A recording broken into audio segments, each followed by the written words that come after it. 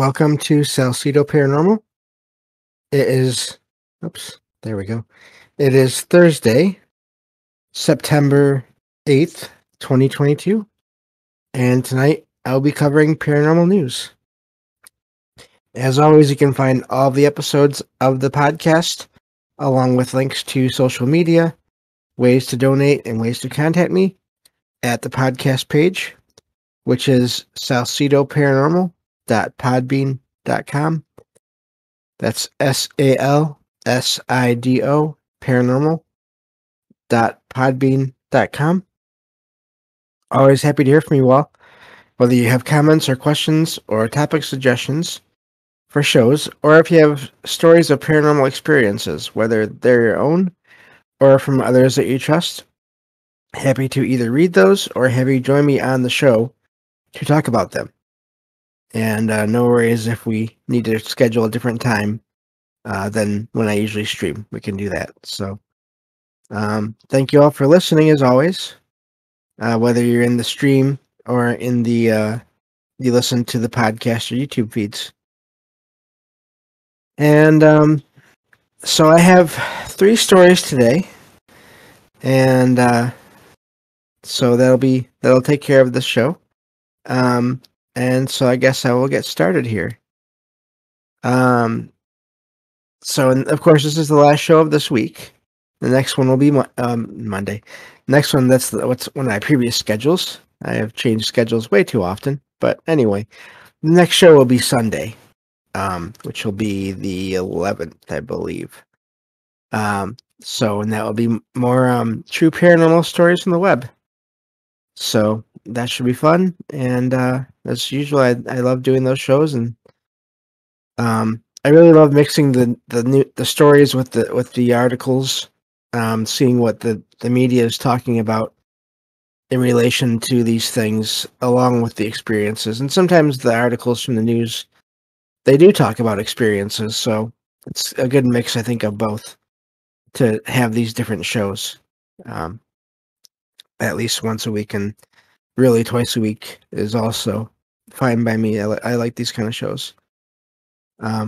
So this first article here, now this is from space.com, actually, which may surprise some people, but the reason for this article, for me sharing this article here, is I'm always interested in things that could possibly tie into the paranormal, to the unexplained. And I saw this article. The title is James Webb Space Telescope Spots Alien Planet Shrouded in Weird Sand-Filled Clouds. And it made me think of glass. Really, it seems like it's almost a form of what could be, or a component of glass. And of course, that led me to think of mirrors and reflections and the different ways energy can act when it's bouncing off of things like that. And I just wonder if that would have an impact on that planet's energy fields and the paranormal, if there is anything sentient there, or if there ever was even. Maybe it could still be there. I really enjoy finding these articles that and then taking them to other directions that and I really haven't seen a lot of that being done. And not that I look a lot, but I've done a couple here and there before, articles where they talked about basically like ghost planets or images of planets that were there and then were not there, and just bringing up different ideas. So I thought this was a neat article to share today.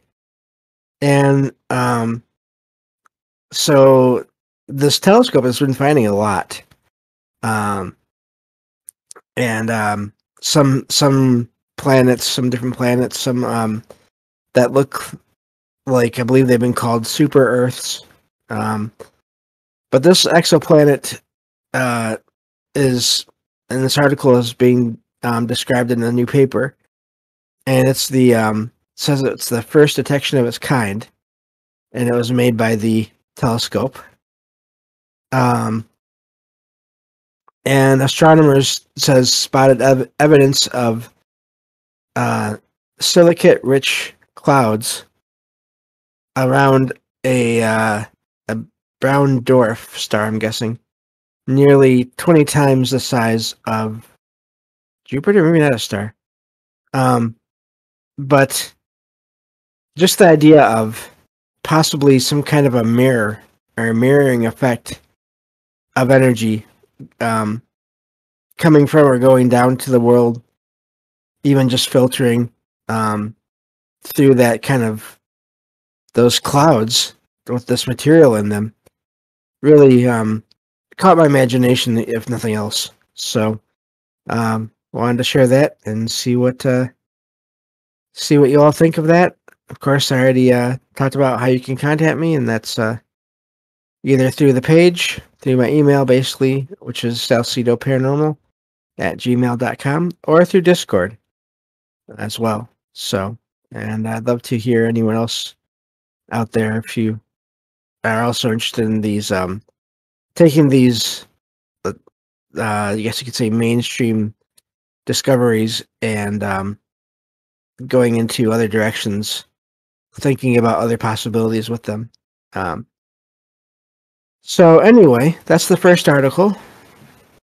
And so I'll move on to the next one here. And this one is, let's see here. You have to forgive I don't know if you can hear my cat pawing at things, but this is from heraldsun.com.au. And this one says, UFO spotted after storm before vanishing into space. And I've seen a couple of articles talking about this this sighting, apparently. And it mentions that photos showing a round silver UFO have caused a stir after they emerged in Mexico and were shown on national news TV. And this goes back to the idea of flying saucers, which really it seems like there hasn't been a ton of those in reports for a while. So it's really amazing that this one is there. But this was taken by these pictures were taken by a car mechanic. I'll just use his last name, Sanchez.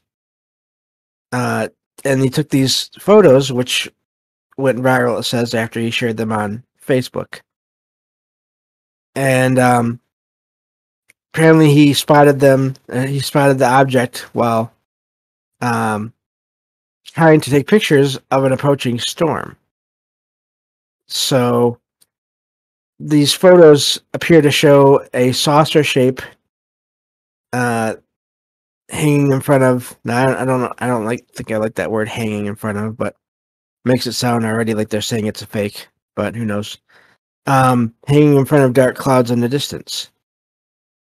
And of course, it mentions it's unclear as to whether or not this is a genuine sighting or a hoax or what's going on.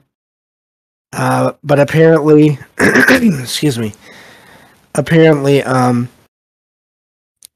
he was not the only one to see this.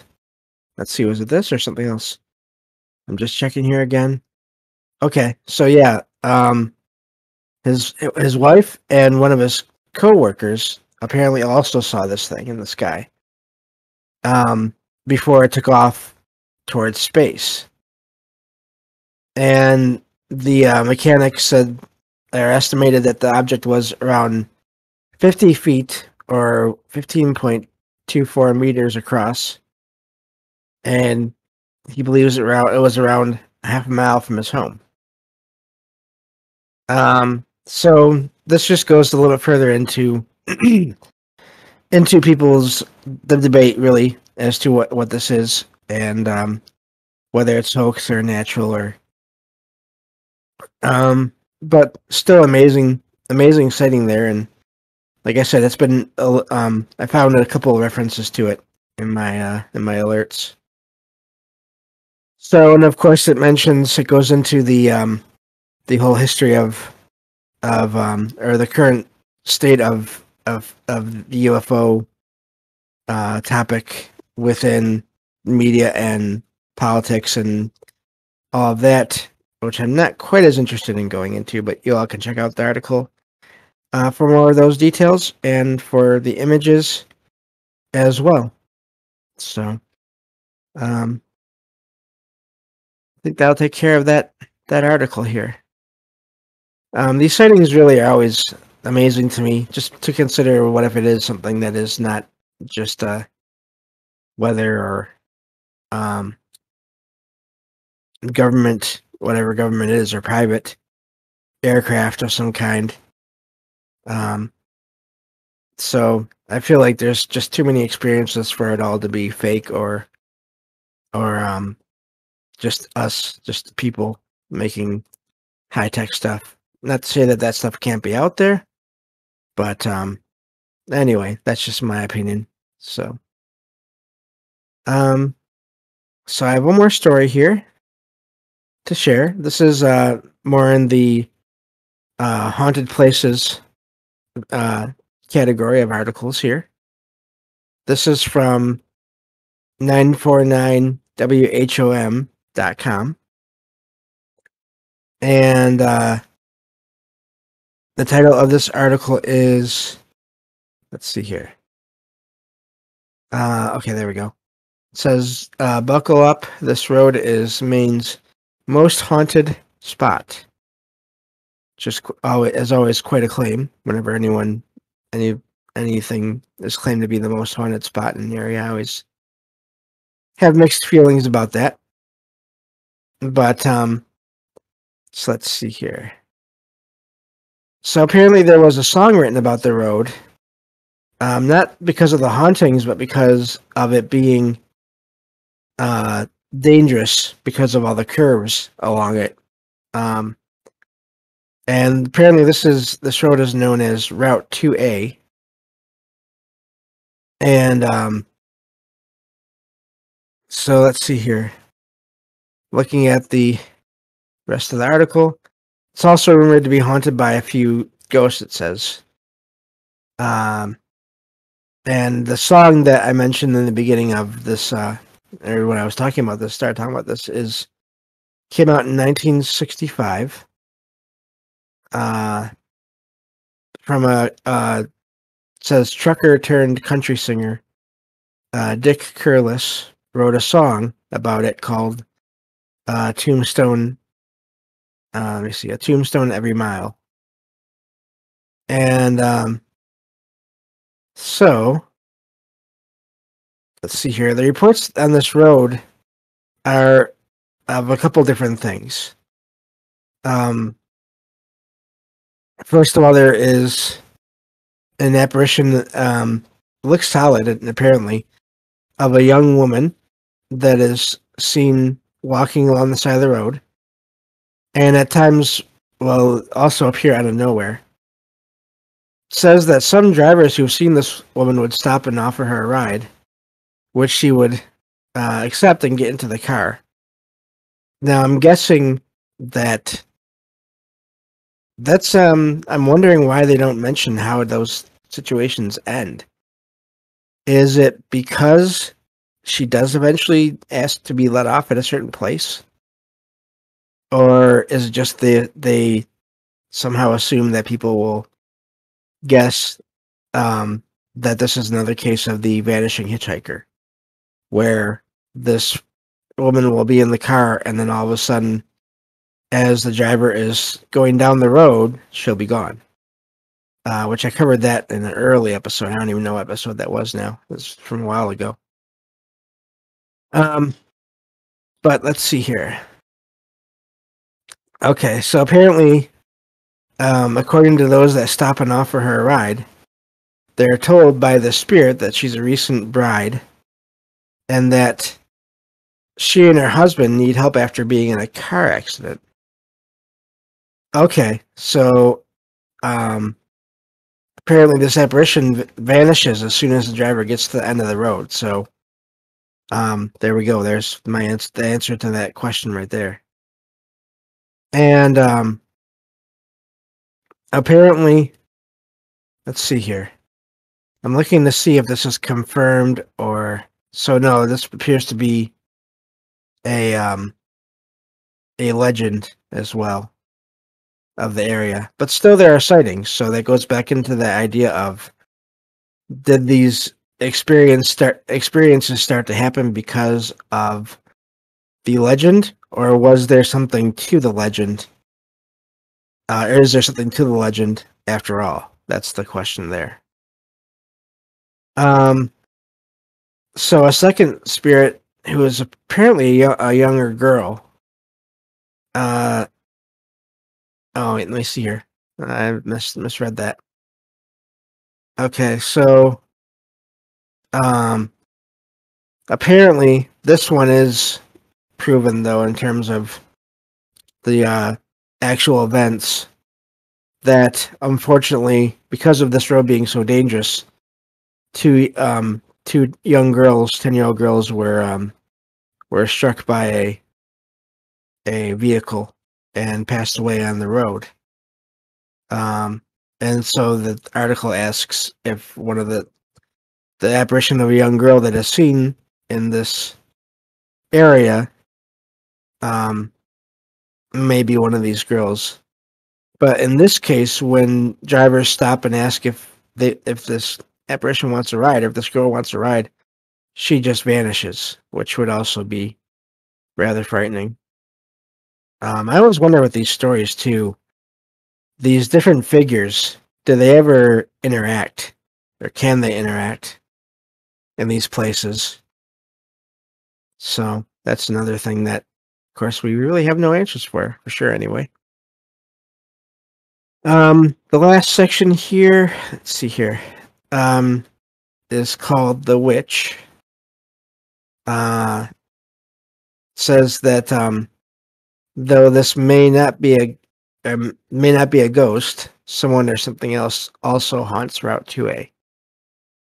So apparently there is someone, according to a story, back in the 1800s, there was a nightmare.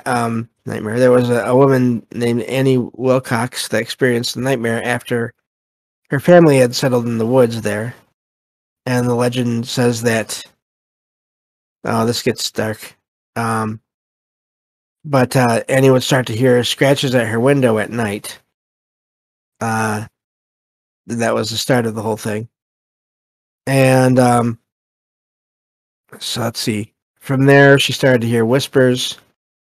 Had blankets pulled off her. Sounds like a version of the Bell Witch story. But anyway, so apparently the claims from, according to the story, this is weird.